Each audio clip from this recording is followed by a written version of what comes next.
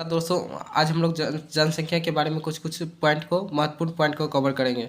जनसंख्या संबंधित सिद्धांत थे माल्थस ने दिया था। माल्थस के अनुसार जनसंख्या का गुणोत्तर श्रेणी में बढ़ती हुई आर्थिक लगभग 16 साल में जनसंख्या का दुगुनी हो जाएगी। कहता है जनसंख्या की अवस्था। जनसंख्या की 5 अवस्था होती है। जैसे कि प्रथम अवस्था इसमें होता है। प्रथम अवस्था इसमें जन्म दर एवं मृत्यु दर दोनों ही उच्च होता है। यह प्राचीन भारत में देखी गई है। जैसे कि शाहजहाँ के 7-14 है। इस तरह से दूसरी अवस्था में इसमें जन्म दर कहता है इसमें जन्म दर उच्च तथा मृत्यु दर निम्न हो जाती है, जिसमें से जनसंख्या बहुत तेजी से बढ़ती है। तीसरी अवस्था में जन्म दर तथा मृत्यु दर उच्च की मृत्यु दर बहुत ही कम होती है, जिसमें जनसंख्या की स्थिरता बढ़ती है। आगे देखते हैं चौथी अवस्था में इसमें जन्म दर तथा मृत्यु दर दोनों ही बहुत कम होती है। इसमें स्थिरता अधिक आती है। भारत में यही अवस्था स्थित है। आगे देखते हैं पांचवी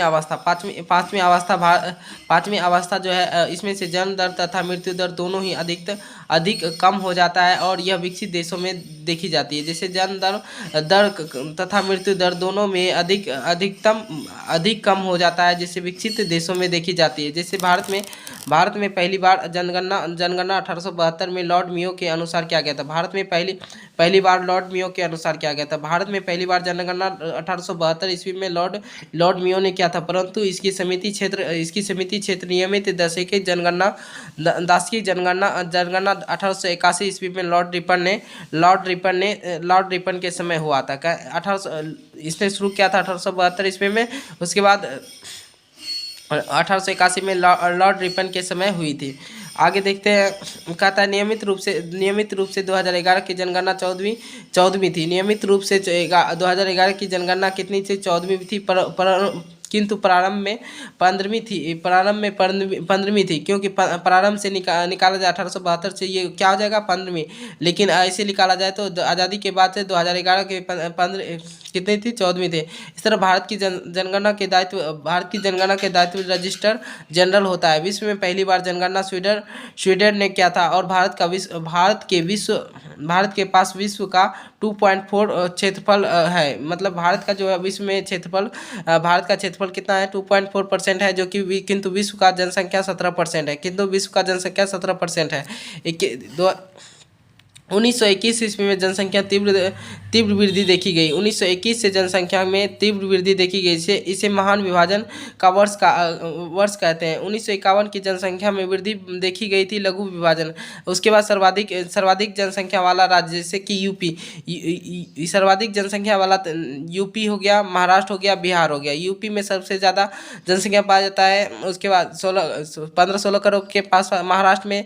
उसके बाद बिहार में 13 करोड़ अभी है। न्यूनतम जनसंख्या वाला राज्य सबसे कम न्यूनतम जनसंख्या जो है सिक्किम में है। उसके बाद मिजोरम में है। उसके बाद अरुणाचल प्रदेश में सबसे कम क्या है इसमें जो अरुणाचल प्रदेश में सबसे ज़्यादा घनत्व वाला है। उसके बाद कहता है केंद्र शासित प्रदेश सर्वाधिक जनसंख्या के केंद्र शासित प्रदेश, जैसे कि दिल्ली, पांडिचेरी और चंडीगढ़। सबसे ज़्यादा दिल्ली में है, सबसे कम पांडिचेरी। उसके बाद तीसरा नंबर पे आता है चंडीगढ़। न्यूनतम जनसंख्या वाले केंद्र शासित प्रदेश जैसे लक्षद्वीप फर्स्ट नंबर पे आता है। दमन एवं दीप दूसरा नंबर पे आता है। दादर एवं नागर हवेली कितने नंबर पे आता है? तीसरे नंबर पे आता है। सबसे कम में जनसंख्या वाला दृष्टि से लक्षद्वीप में सबसे कम पाया जाता है। उसके बाद दूसरा दमन द्वीप में पाया जाता है। तीसरा दादर एवं नागर हवेली में पाया जाता है। लिंगानुपात कहता है 1000 स्त्रियों पर महिलाओं की संख्या का लिंगानुपात कहलाता है। आगे देखते हैं, सर्वाधिक लिंगानुपात वाला राज्य जो है आपका केरल है, 1084 है। उसके बाद आपका उसके बाद तमिलनाडु में जो है आपका तमिलनाडु में है 19। इसमें जो है तमिलनाडु का है